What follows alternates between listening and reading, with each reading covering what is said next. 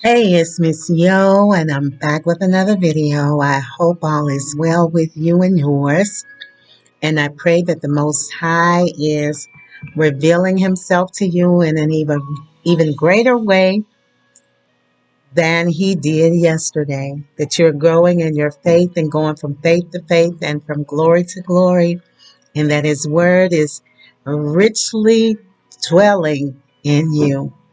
Because we need that word. That word is spirit and life. So we can't do without it, okay? I came on here today to read an article that I saw this morning online, and it was funny. Well, not funny, but a coincidence that I saw this article because I was meditating and just, I probably wasn't even meditating. Sometimes I'll be doing something and a thought comes to me. And I thought about how Adam didn't become a living soul until the Most High breathed the breath of life into his nostrils. And then later on, I was thinking about COVID and how it affects your breathing, and that they put that swab to test you up your nostril. And even the shot in the vaccines that people are getting to battle COVID or to cure COVID. Well, right now they can't even cure it. They don't even really know a lot about it. So they're telling us. But somebody posted on, it was a YouTube video I was watching, and somebody posted in the comments that they knew somebody that took it. And the person said that that person said she felt like a snake. And I thought about a snake is like a serpent. And then another article that I read, and this was when they were doing the trial, somebody said that they couldn't feel God anymore.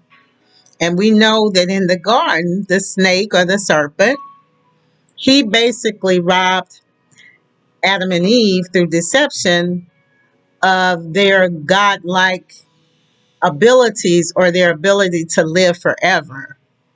And when they ate the fruit, they didn't die right away, but they did die. And so their life, that breath of life that the Most High breathed into his nostrils, that initially gave him the ability to live forever, along with eating from the tree of life, that was taken away from them. And then I thought it was funny when this virus first came out, even before I read about what I'm going to read you today, because I really didn't know about that. But when they would put it up the nose, I'm like, well, why are they going in their nose if it's a virus? Why can't they just swab in their mouths? And so, when I thought about the breath of life into his nostrils the other day, I'm like, is that why they're putting the swab up their nose? But Dr. Lorraine Day was on BitChute, and she was saying that when they put that swab up, because you see how long it is, and I thought about that too. She said that they're putting something on your brain, or they're doing something on your brain. And she said they're also giving people COVID when they do that.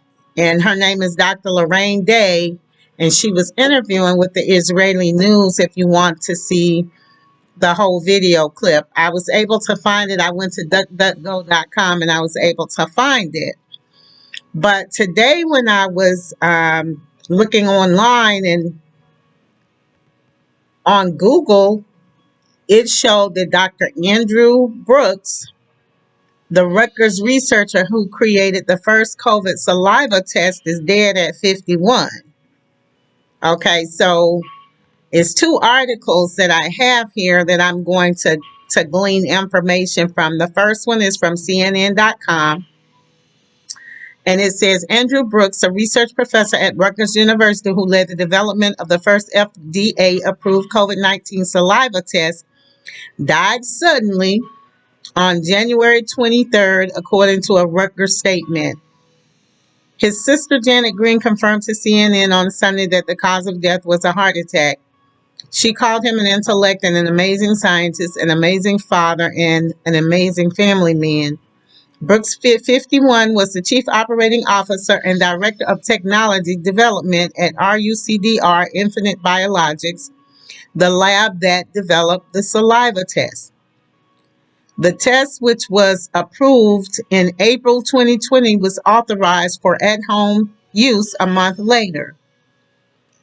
New Jersey Governor Phil Murphy referred to Brooks as one of our state's unsung heroes in a January 25th news conference, saying his work undoubtedly saved lives. We cannot thank Andy enough for all he did across his career, Murphy said. He will be sorely missed by many. Last year, Brooks spoke about the impact the SalivaTest has as an alternative to nasal PCR tests for healthcare workers. It means we no longer have to put healthcare professionals at risk for infection by performing nasopharyngeal or oropharyngeal collections, he said in a statement at the time. We can preserve precious personal protective equipment for use in patient care instead of testing. We can significantly increase the number of people tested each and every day as self-collection of saliva is more quick and scalable than swab collections. All of this combined will have a tremendous impact on testing in New Jersey and across the United States. And then it says Brooks is survived by his mother, sister, wife, and 3 daughters, along with a niece and nephew. And so my condolences to him and his family, to his family and his loved ones. But when I saw that, because when I first saw them doing the nose swab, I'm like, well, why don't they just get saliva? That was my thought, because number one, it looks painful and uncomfortable. But I thought that would be a lot quicker.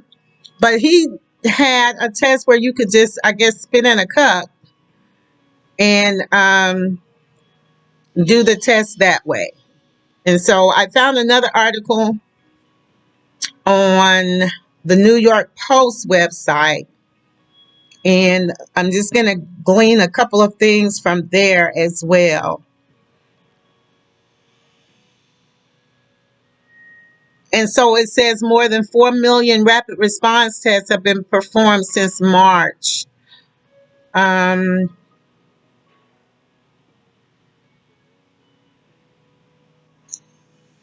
Let's see. He was a member of the graduate faculty in the Rutgers Joint Graduate Program in Toxicology. And then this talks about his career. He co-authored more than 70 publications and played a key role in providing consultation, biobanking, and analytical services to many large research projects that have yielded insights into the genomic etiology of human diseases and the effects of environmental exposures. And he served 17 years as an advisor to the FDA as director of the Harlan, now Envigo, Gene Screen Laboratory, and as co-founding director of the Bioprocessing Solutions Alliance. So it seems like this man had a wealth of information that would be very valuable in testing for COVID. And it seems like the test that he provided might have been one that was more easily administered, especially since you could do it at home. And so that would have protected frontline workers, because even with that, if you give somebody the cup, they can go and spit in the cup in another room. They don't even have to be in there with the hospital worker to spit in the cup. Just like when you do a urine test, you go to a private place. You go to the restroom to do that. So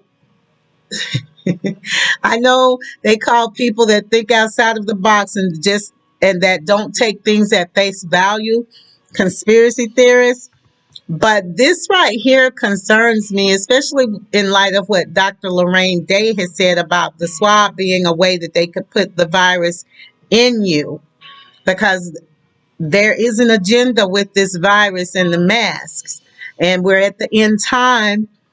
The Messiah is coming back soon, and we know that in his word, he says that there will be plagues and that there will also be a lot of people dying, not because of his wrath at first, but because Satan is trying to get rid of people. Satan is trying to take as many people with him to the lake of fire or to his demise as possible.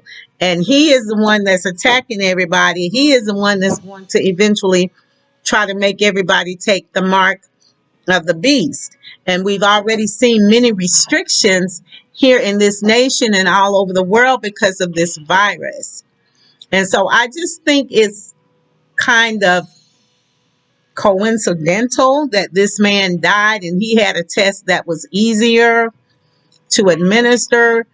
He had a test that would be able to be sent to people at home. And I think we should really look at this and examine this man dying at this time and this way of testing that he had that to me is safer. And so I just wanted to share this with everybody that I thought it was a coincidence that they have that nasal swab, and that's where the Most High breathed the breath of life into the nostrils of Adam. And so we know Satan, he does opposite of what the Most High does.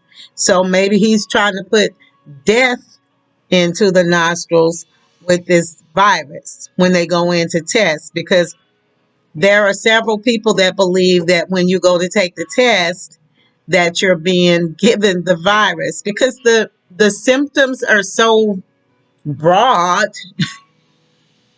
that you don't know what it could be. It could be you might just have a cold, but if they put the virus in you or tell you you have the virus, then you're going to think that you have COVID instead of something else. Now, I'm not saying that COVID's not real because people have lost their lives, but I just don't understand why they don't want this saliva test to be used versus the swab up your nose. And that thing is very long too. So anyway, I just wanted to share that article, and I just thought it was interesting that the Most High breathed the breath of life into Adam's nostrils, and this COVID, which takes the breath from you, is being tested through your nostrils. And so just think about it. And if you want to comment below, do it, like, share. Have a blessed day. This is Miss Yo. I was back with another video. Shalom.